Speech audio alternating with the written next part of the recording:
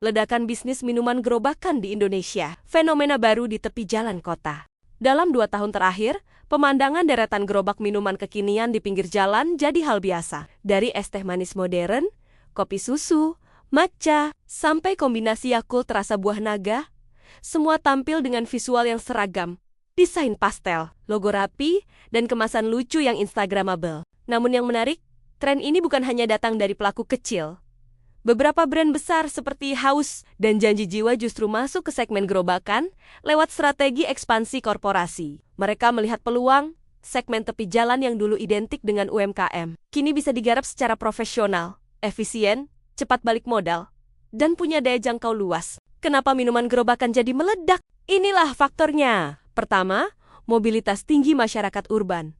Orang ingin cepat, murah, tapi tetap terlihat kekinian. Kedua, harga aspiratif. Harga per cup di bawah Rp10.000 terasa masuk akal di tengah gaya hidup mahal. Ketiga, budaya visual digital. Desain gerobak yang estetik bikin gampang viral di TikTok dan Instagram.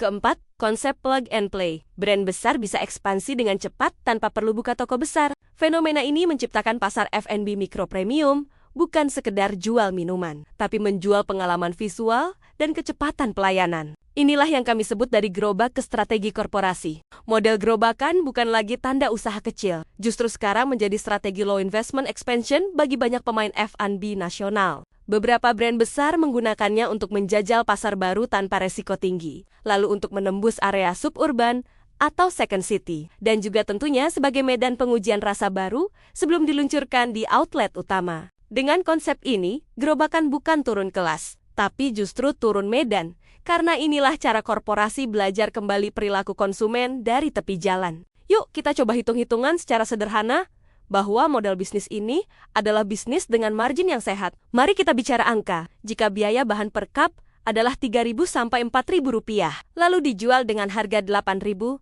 sampai dengan Rp10.000. Artinya kurang lebih margin kotor sekitar 55 sampai dengan 60%. Dan dengan target penjualan ideal adalah 80 sampai dengan 120 cup per hari. Model bisnis seperti ini disebut micro retail high rotation. Dengan frekuensi transaksi tinggi, margin yang relatif cukup, walaupun loyalitas rendah. Oleh karena itu, kunci utamanya adalah lokasi yang dilengkapi dengan konsistensi eksekusi. Yang hebatnya, dengan sistem supply chain terpusat dan branding kuat, brand besar bisa membuat gerobakan tampil seragam seperti mini franchise, rapi, tapi tetap dekat dengan konsumen. Sekarang mari kita bicara dampak sosial dan budaya konsumsi baru. Gerobakan modern melahirkan bentuk baru gaya hidup urban, yakni minum cepat, tapi tetap gaya. Dulu minum kopi susu harus di kafe, sekarang cukup di pinggir jalan, rasa mirip. Harga seperempatnya. Tren ini menunjukkan demokratisasi gaya hidup. Setiap orang bisa menikmati rasa premium tanpa perlu masuk mall. Inilah alasan mengapa gerobakan jadi titik temu antara aspirasi dan realita. Sekarang mari kita kupas kesalahan umum pelaku F&B gerobakan independen. Kira-kira begini. Pertama, yaitu keasyikan, meniru konsep namun lupa membangun sistem. Artinya hanya fokus pada rasa dan tampilan, tapi tak punya struktur operasional. Kedua, umumnya tidak punya SOP harian, stok bahan baku, hingga alur pelayanan tak terukur. Ketiga, tidak mencatat transaksi harian. Akhirnya tak tahu margin sebenarnya. Keempat, mengabaikan brand konsistensi. Padahal visual dan komunikasi yang seragam adalah magnet utama mendatangkan pelanggan baru. Nah, lalu apa kata manajemen bisnis retail modern dalam hal ini? Dalam perspektif manajemen bisnis retail modern, gerobakan sebenarnya adalah minimarket versi mungil. Mereka punya semua elemen, inventory, branding, transaksi cepat, dan pengalaman pelanggan, hanya dalam skala mikro. Bedanya, semua bergantung pada sistem manual atau semi-digital. Itulah tantangan berikutnya. Bagaimana pemain gerobakan bisa naik kelas menjadi micro chain terstandar tanpa kehilangan kecepatan adaptasinya? Lalu apakah tren ini akan bertahan lama? Jawaban singkat. Iya.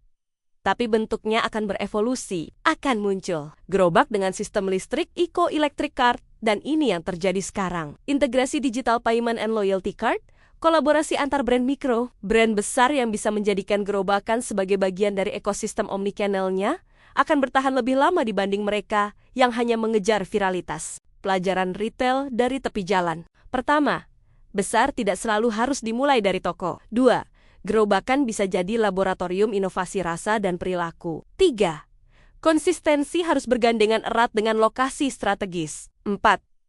Rasa yang biasa-biasa saja bisa menang kalau dikemas luar biasa. Dari logika inilah, maka model gerobakan adalah bukti bahwa dalam bisnis F&B modern, yang cepat bukan yang kalah, tapi yang pertama belajar. Karena jika kebanyakan belajar namun tidak mulai-mulai, itu pun bahaya.